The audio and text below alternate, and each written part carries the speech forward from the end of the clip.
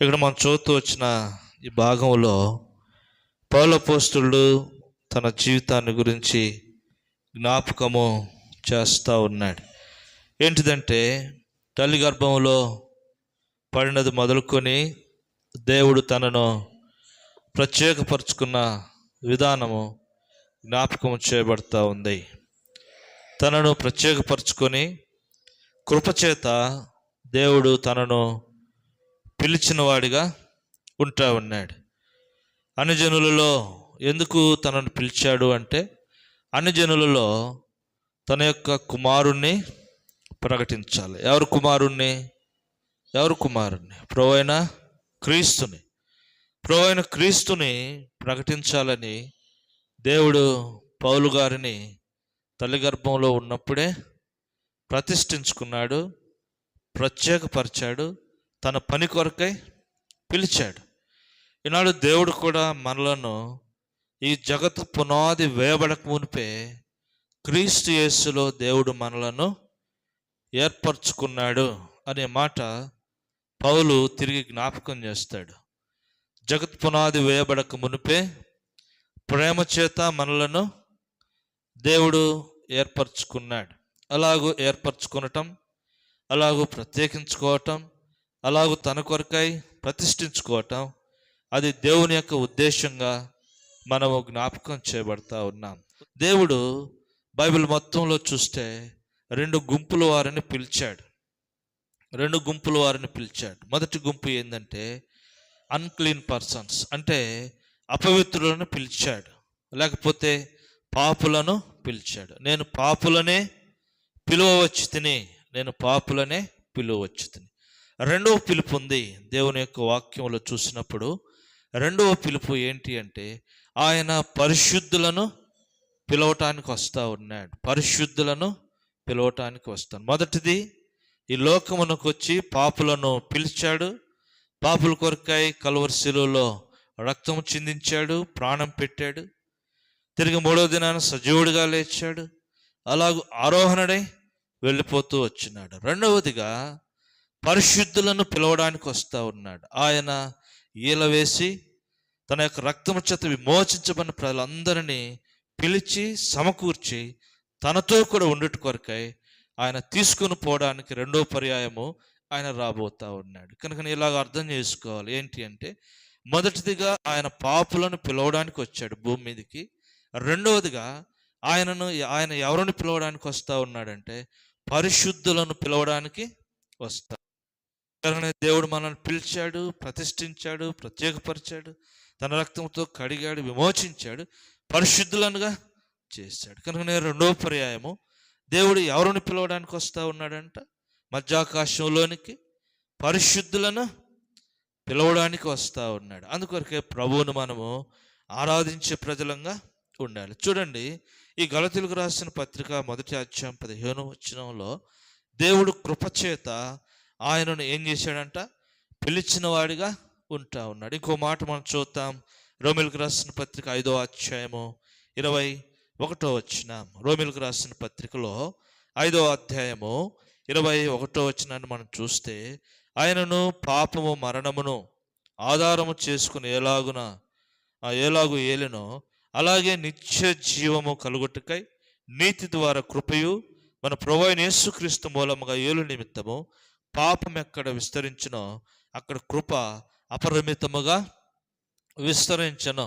అపరిమితమైనటువంటి కృపతో దేవుడు పౌలును పిలిచాడు. పౌలు జీవితాన్ని జ్ఞాపకం చేసుకుంటే తిమోతిలకు రాస్తూ అంటాడు, నేను హానికరుడును, హింసకుడను, దోషకుడను. పూర్వము ఎలాంటి జీవితము అంటే నేను హానికరుడుగాను, హింసకుడుగాను, దోషకుడుగాను ఉంటా ఉన్నాను. అంతేకాదు నరహంతకుడుగా ఉంటా ఉన్నాను. తెలియక చేయబడిన కనుక ప్రభు నన్ను కనికరిస్తూ వచ్చినాడు. అందుకొరకే ప్రభువుని తను ఆరాధిస్తూ వచ్చినట్లుగా మనము చూస్తాం. కానీ ఇక్కడ మనం చూసినప్పుడు దేవుడు ఈ పాపులైన మనలను జగత్ పునాది వేయబడక మునిపే ప్రేమించాడు. అందుకని యోహాను సువార్త 3వ అధ్యాయము 16వ వచనంలో దేవుని యొక్క వాక్యమును జ్ఞాపకం చేసుకున్నప్పుడు ఇలాగూ రాయబడింది, దేవుడు లోకమును ఎంతో ప్రేమించను అనే మాటను మనం చూస్తాం. అలాగే పత్రికలోకి వెళ్తే అపోస్తుడైనటువంటి యోహాను ప్రకటనలో ఆ యొక్క యోహాను పత్రికలో రాస్తాడు, మొదట మనము దేవుణ్ణి ప్రేమించలేదు కానీ ఆయనే మనలను ప్రేమించి మన పాపముల కొరకై ప్రాయచిత్తంగా ఉండుటకు తన కుమారుని లోకములోనికి పంపుతూ వచ్చినాడు. ఇందులో ప్రేమను మనం చూస్తూ ఉన్నాం. ఇందులో ప్రేమను యోహాను సువార్త 10వ అధ్యాయంలో మనం చదువుతూ వచ్చినప్పుడు, ఇదిగో దేవుడు మన కొరకై తన ప్రాణమును అర్పిస్తూ వచ్చినట్లుగా మనకి జ్ఞాపకము చేయబడతా ఉంది. కనుక నీ కృప ద్వారానే దేవుడు మనలను రక్షించాడు.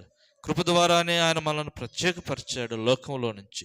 అందుకని పౌలపోస్తులు కొరింథీ 1వ అధ్యాయము మరి 26వ వచనములో జ్ఞాపకం చేస్తాడు, లోకరీతిగా ప్రియులారా, లోకరీతిగా మీరు గనులైన వారు, గొప్ప వంశపు వారు, లేకపోతే జ్ఞానులైన వారు, మరి అధికారులు ఎవరు పిలువబడలేదు, కానీ ఎన్నిక లేనటువంటి ప్రజలను దేవుడు మనలను పిలిచాడు.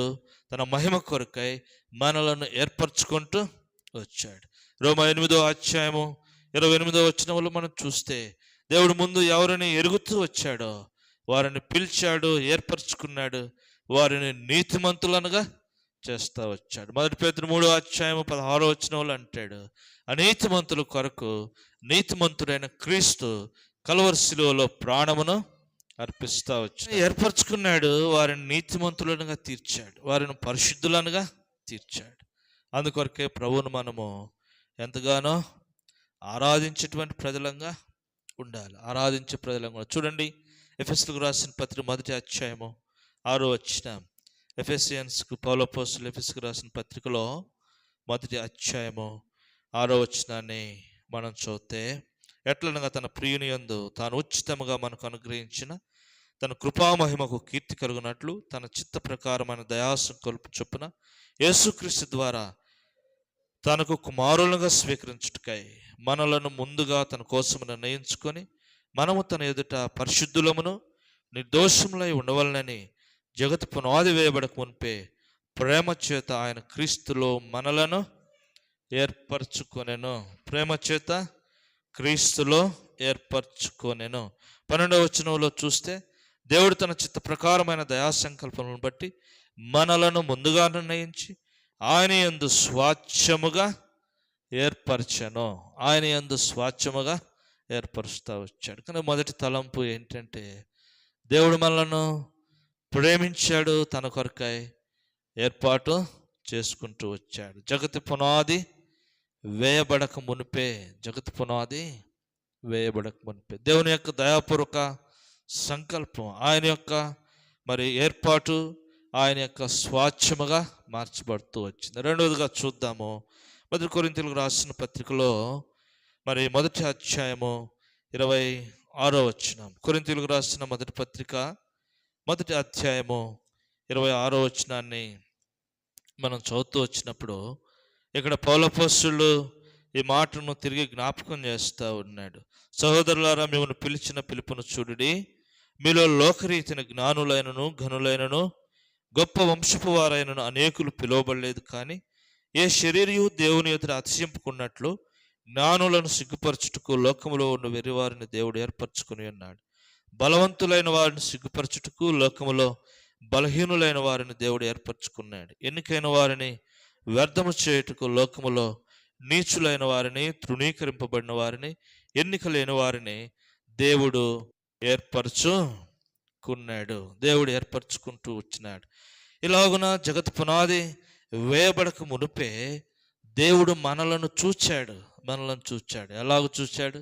మనం ఎలాగ ఉన్నామని చూస్తూ వచ్చినాడు అంటే, మనం ఎలాగున్నామని చూస్తూ వచ్చినాడు అంటే, చూడండి, లోకములో బలహీనులుగా ఉన్నామని, లోకములో నీచులంగా ఉన్నామని, లోకములో ఎన్నిక లేని వారంగా అజ్ఞానులంగా ఉన్నామని దేవుడు చూచి, దేవుడు మనలను ఆయన ఏర్పరచుకున్నట్లుగా చూస్తాం. ఎప్పుడు ఏర్పరచుకున్నాడు చూడండి, లూకాసు సువార్త 11వ అధ్యాయము 51వ వచనం. లూకాసు సువార్త 11వ అధ్యాయము 51వ వచనం చదువుతాం. కాబట్టి లోకము పుట్టినది మొదలుకొని, అనగా హేబేలు రక్తము మొదలుకొని బలిపీఠమునకును మందిరమునకును మధ్య నశించిన జకరియా రక్తం వరకు అంటూ ఇలాగ మాట్లాడుతూ వచ్చి కిందికి వచ్చి అంటాడు, నిశ్చయముగా ఈ తరం వారు ఆ రక్తము నిమిత్తము విచారింపబడతారని మీతో చెప్పుచున్నాను. ఎప్పుడు అంటే జగత్ పునాది వేయబడక ముందంటే కొంచెం క్లారిటీగా అంటాడు ఇక్కడ లూకా. లోకము పుట్టినది మొదలుకొని, లోకము పుట్టినది మొదలుకొని. లోకం ఎప్పుడు పుట్టిందంట? ఎప్పుడు పుట్టింది లోకం? ఎప్పుడు? ఆదాము అవ్వాలి. అందుకనే హేబేలును జ్ఞాపకం చేస్తూ వచ్చినాడు. హేబేలు మొదలుకొని ఇలాంటి దేవుడు మనలను ప్రేమిస్తూనే వచ్చాడు. అవిధేయులమైనటువంటి మనలను ఆయన ప్రేమిస్తూనే వచ్చాడు. ఆయన ఏర్పరచుకున్నవాడిగా మనము చూస్తూ ఉన్నాం. చూడండి ఇంకొక మాట, మరి 1 కొరింథీ 1:26 మనం చదువుతూ వచ్చినప్పుడు, దేవుడు ఎక్కడుంటున్నప్పుడు మనల్ని ఏర్పరచుకున్నాడు? లోకంలో ఉంటున్నప్పుడు, లోకస్తులంగా జీవిస్తూ ఉంటున్నప్పుడు, లోకం యొక్క పద్ధతులను, సంప్రదాయములను, ఆచారములను, లోకం యొక్క విధానములో ఈ జీవితాన్ని గడుపుతూ ఉంటున్నప్పుడు దేవుడు లోకములో ఉన్న మనలను ప్రేమించాడు, లోకములో ఉన్న మనలను ఏర్పరచుకున్నాడు, లోకములో ఉన్న మనలను ప్రత్యేకపరుచుకుంటూ వచ్చినాడు. లోకములో ఉన్నప్పుడే పిలిచాడు. లోకములో ఎలాగున్నామంటే లోకములో పాపులముగా ఉంటా ఉన్నాం. నేను పాపులనే పిలువవచ్చు. రోమీయులకు రాసిన పత్రికలో పౌలు అపోస్తలుడు అంటాడు, ఎట్లనగా మనం ఇంకనూ పాపులమై ఉండగా అంటాడు. ఇంకో మాట, మనం ఇంకనూ బలహీనులమై ఉండగా. ఇంకో మాట, మనం ఇంకనూ భక్తిహీనులమై ఉండగా. ఇంకో మాట, మనం ఇంకనూ దేవునికి శత్రువులమై ఉండగా దేవుడు మనలను పిలిచాడు, తన కొరకై ఏర్పరచుకుంటూ వచ్చాడు. ఇంకా చెప్పాలంటే లోకంలో దేవుడు పిలవటానికి మన దగ్గర ఏ యోగ్యత లేదు, ఏ గొప్పతనము లేదు, ఏ ఎన్నిక లేదు, ఏ జ్ఞానము లేదు. అలాంటి స్థితిలో ప్రభు మనలను పిలిచిన వాడిగా ఉంటా ఉన్నాడు. 3వ మాట నేను జ్ఞాపకం చేస్తాను, రండి. తెస్సలోనికీయులకు రాసిన 1వ పత్రిక 5:9. తెస్సలోనికీయులకు రాసిన 1వ పత్రిక 5:9 మనం చదువుతాం.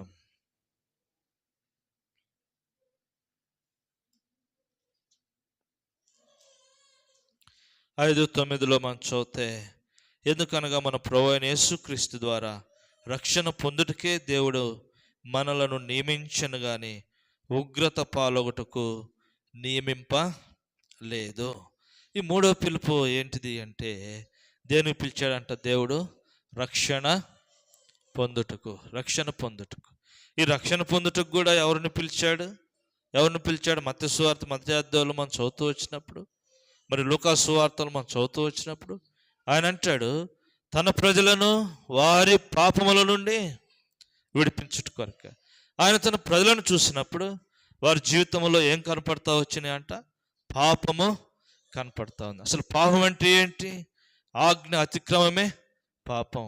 విశ్వాసము కానిదేదో అదే పాపముగా కనపడతా ఉంది. సకల దుర్నీతి పాపముగా కనపడతా ఉంది. సకల దుర్నీతి పాపము, ఆజ్ఞ అతిక్రమించడం పాపం, విశ్వాస సంబంధము కానిదేదో అది పాపముగా కనపడతా ఉంది. కనుకనే దేవుని యొక్క వాక్యంలో మనం చూస్తూ ఉన్నాం, ఆయన మనల్ని ఎందుకు పిలిచాడు అంటే రక్షణ పొందటానికి దేవుడు మనలను పిలిచాడు. ఎఫెసియన్స్కి పౌలు అపోస్తలుడు రాస్తూ 2వ అధ్యాయంలో అంటాడు, ఇది మీ వలన కలిగినది కాదు, దేవుని యొక్క వరము. మీరు కృప ద్వారానే రక్షణ పొందుతూ వచ్చినారు. కృప ద్వారానే రక్షణ. కృప అనగా ప్రభువైన యేసుక్రీస్తు వారు. యేసుక్రీస్తు ద్వారానే, అపరిమితమైన కృప ద్వారానే నీవు నేను రక్షింపబడుతూ వచ్చినాం. ఇది దేవుని ఇచ్చినటువంటి వరముగా మనకు కనపడతా ఉంది. ఈనాడు రక్షణ అనేది దేవుడు ఇచ్చినటువంటి వరము నీకు నాకు. అందుకొరకే అటు వరమును బట్టి, అటు రక్షణ పాత్రను చేతబూని మనం ఏం చేయాలంటే ప్రభువుని ఆరాధించాలి. ఆరాధిస్తూ ఉన్నాడు దావీదు. ఏమిచ్చి నీ రుణము నేను తీర్చగలను? నా గర్భఫలమైన నా జ్యేష్ఠ కుమారుని లేకపోతే వేలాది నదులంతా విస్తార తైలము, వేల కొలది పొటేళ్లను ఏమిచ్చినారు